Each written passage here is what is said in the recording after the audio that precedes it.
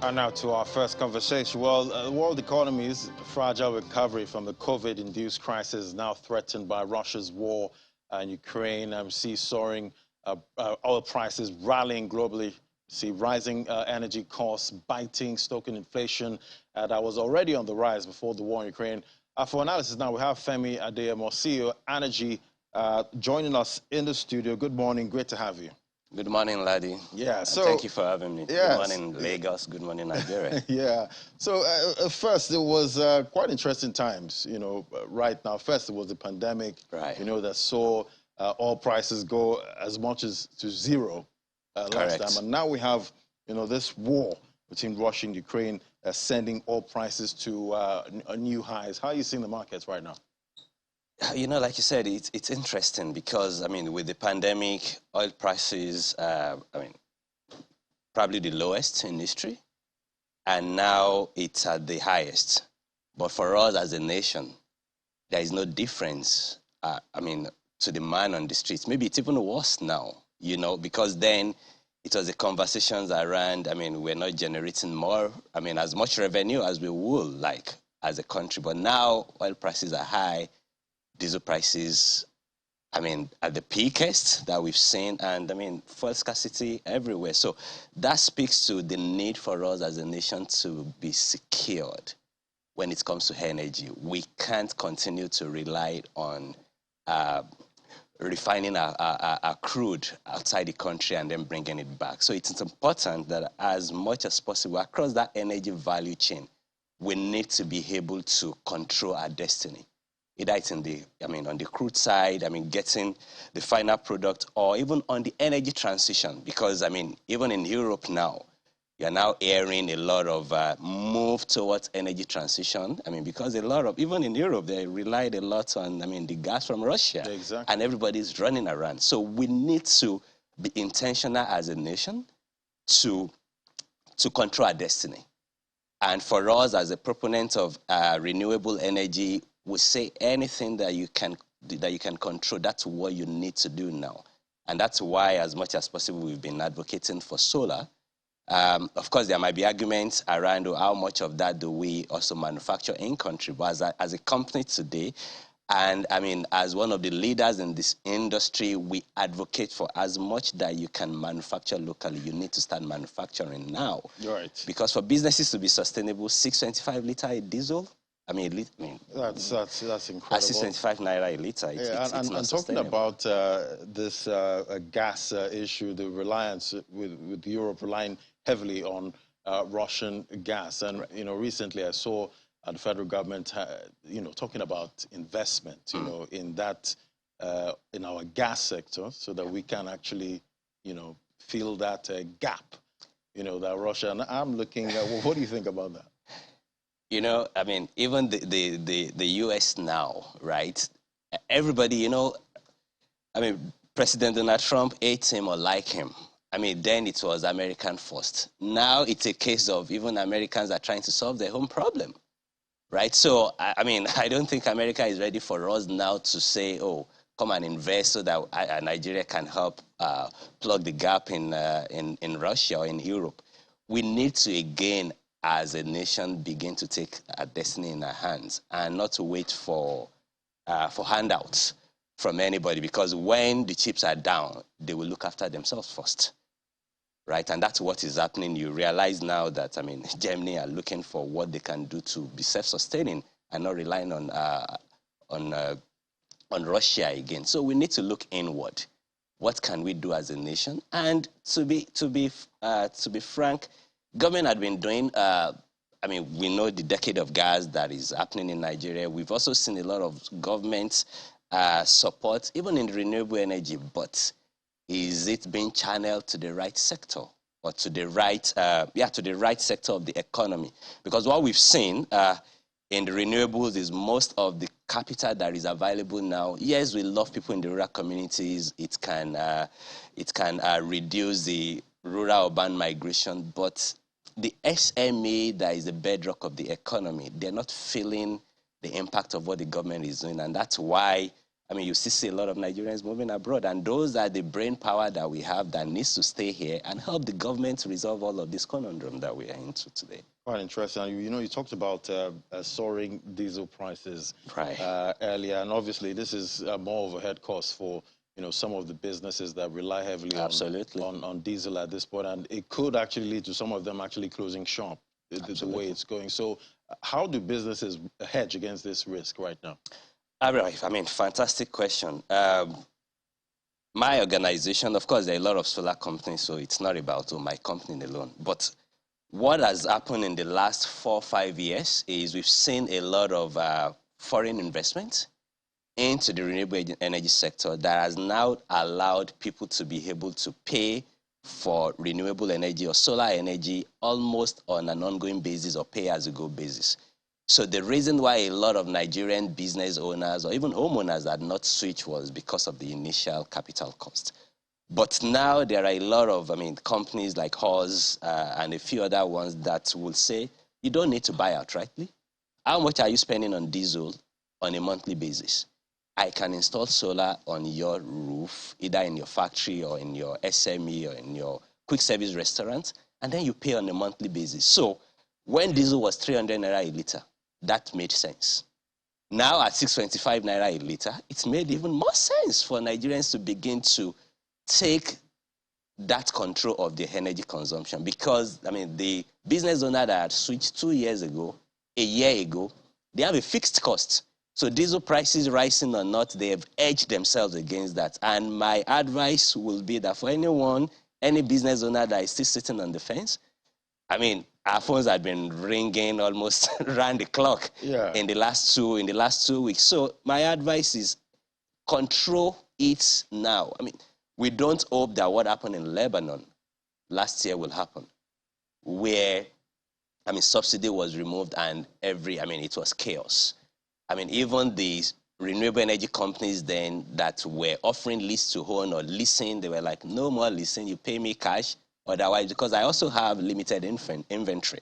So this is the time that business owners, for them to be sustainable, because at 625, a lot are already struggling, and we don't know where this is going on. But talking about, renewable energy, right. How much can, renewable energy actually help in plugging this gap at this point? I always love to answer that question. There are nations today that are being powered by renewable energy. So if you look at Lagos, for instance, if we aggregate all of the diesel generators capacity that we have, it's about 15 gigawatts or 15,000 megawatts. How much is that compared to, for instance, was it 2 years ago that the first 6 months in Germany, they installed 40,000 megawatts of new solar capacity.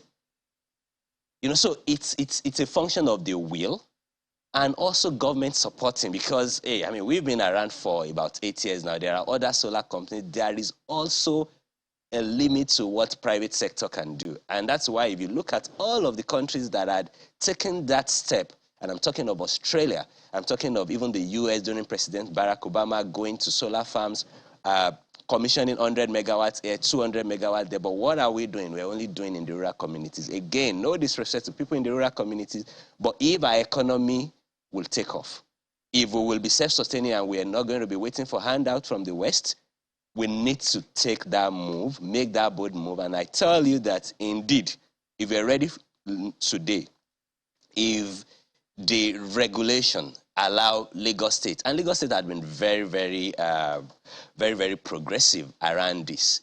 If the support is there, solar can power the whole of Lagos. There are several provinces in China where you will see solar panels, hundreds of megawatts, even on the water.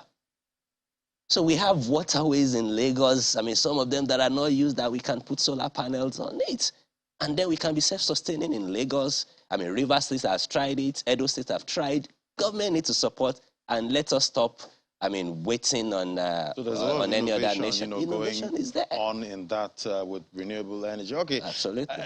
With all that's going on now, we see with all of this tension between Russia and Ukraine, if this continues, what's your outlook for the price of diesel? It's tough. 3 weeks ago, my finance team, they were doing a model for some residential estate that, we want to power. And someone said diesel was still maybe 400 then. And I saw a model that showed that diesel will be 1,000 in 10 years. I said, come on, guys, that's not possible. In 10 years? Yeah, they said it will be 1,000 in 10 years. And this was 3 weeks ago. It was still 400 naira, right? So 3 weeks after, diesel is now 620. Some people have bought diesel at 700 naira. So I'm not even sure if 1,000 naira will not be next year. God forbid. So I can tell you that I cannot, I cannot beat my chest and tell you, this is what diesel will be in next year, because it has defied all statistics. Because we've seen 250% increments in the last 3 months. It was 300 naira in January. Now, we're just middle of March and you're seeing 700 naira. And that's not far off, really. That's not far off. So, it could be, if this continues based on your question, it could be 1,000 next month. We don't pray for that. But again, right? That is a reality. And now is the time for business owners that want to be around in 6 months and 1 year to begin to take their fate in their hands. Time to plan ahead. Absolutely. I believe. All right, so earlier this month, federal lawmakers voted, in support of the amendment of the to allow states actually, generate and transmit electricity. How does this affect, the renewable energy sector? A step in the right direction, I would say, right? Because, again, if we look at, a lot of other developed worlds, similar schemes are available. Interestingly, I was in Singapore in November, and I was speaking with a senator from Southern Australia. And indeed, they didn't wait for the federal. All of what happened in Australia was more or less jump-started by the state. So indeed, this is one of the regulations that has limited our potential as a nation. So it is a step in the right direction. My advice would be that, anyone else, I know it's the Senate, the lawmakers that voted for it, I would say everyone else needs to key up and ensure that that happens. And at that point, let's allow innovation to, see what is happening in the fintech. Innovation is now happening, even though there are some regulations that didn't want it to happen, but it's happening anyway. So this is the time that at the federal level, government needs to more or less just raise their hand, because, nobody in government thought diesel would be 700. And we have industries that we need to ensure that they are self-sustaining. So let everyone just come together, let this happen, let state be able to generate their power. These things are already happening. Individual businesses, individual factories are generating their power, albeit with diesel generators. Now it might not be sustaining for them. Some of them are using gas, especially the ones that are along the gas pipeline corridor. So federal governments just hands off this. Let states control their destiny. And then, that might actually be, the beginning of the great things that we expect. This nation has a lot of potential, but we're just using political, regulatory issues should this be, signed into law? And what risks do you think investors will face with this? As a matter of fact, investors will jump on it more. Why? Because it's more or less democratized energy. You don't have to go through all the bottleneck of going to the federal. You can deal with each state. And then, because again, if you look at the gap, the energy disparity from what we're generating to what we're consuming, it's huge. So investors will even prefer that more, because you don't have to. We're talking about more than 200 million people. You don't have to be in every state, So investors can decide to be in Southwest, right? And you do Ogun State, you do Oyo State, Osun State, or you could prefer to stay in the North, and do your thing in the North. So that will even, catalyze, because, I have 3 foreign investors. The government of Norway, they are an investor. The European Union did equity investment in us. And some other world billionaires. So I hear what investors talk about. And some of their concerns is regulatory. So if we democratize it and allow states to do their own thing, you will see a lot more investment coming in. And even the local banks, the local financial institutions, the local investors local investment will also, I mean, be able to plug into that. Whet and their appetite also. Absolutely. All right, so I'll take you back to solar now. You know, there's been complaints about durability, you know, and reliability. You know, what would you say to, you know, that average consumer there thinking like this? All right, so I'm not going to sit here and say, oh, I've not heard of such complaints before. And I think it's not unique to solar. It's more or less across a lot of things that we do as a country, you know. But specifically with solar, as a business, we moved away from most of the problem had always been with the batteries. Even the ones that are not solar, that are inverter systems that people have been used to, I mean, complaints around maybe their storage system or battery systems are packed up within 1 year. But the technology has improved, even though it might not be cheap, but we have solutions. For instance, any of our energy customers know that whenever they get any solar solution from us, minimum of 5 years warranty. No story, no quibble. Anything is faulty, you get a replacement. And this system can last longer than 10 years. But it is not lead acid battery. It might not be cheap, and because we know that it's not cheap, that's why we've been able to bring to market innovative acquisition model. Customers can do either lease to own, for those that want to own it but they cannot afford the capital from the get-go. You can spread your payment over 36 months.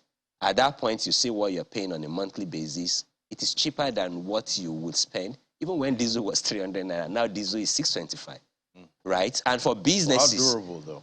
So that's what so durability is what I'm saying, that it's longer than 10 years. The solar panel comes with 12 years warranty to last more than 25 years. Okay. The lithium batteries will last more than 10 years. And so even if customers do lease to own over 36 months, you still have at least 7 years to use the system. And what we do tell people is when you do lead acid, because this is cheap today, you don't know what the replacement cost will be next year. I mean, we don't know what the currency will be. The currency devaluation, inflation can take that replacement cost even higher than what you spent today. Okay. Which is why it is important for people to plan for the long haul, for the future, and then buy a system that will give you rest of mind, and in the next 10 years, you won't have to change anything. All right, no problem. That's Femi Adeyemo, founder, CEO, Energy. Thank you so much for coming on the program. Thank you, Laddie. Thank you for having me. We hope there's a de-escalation. We hope so. You know, at some point. All right, so after the break, we'll look at what's happening in Nigeria's agricultural sector. That's to the moment. Do stay with us. This is Business Morning.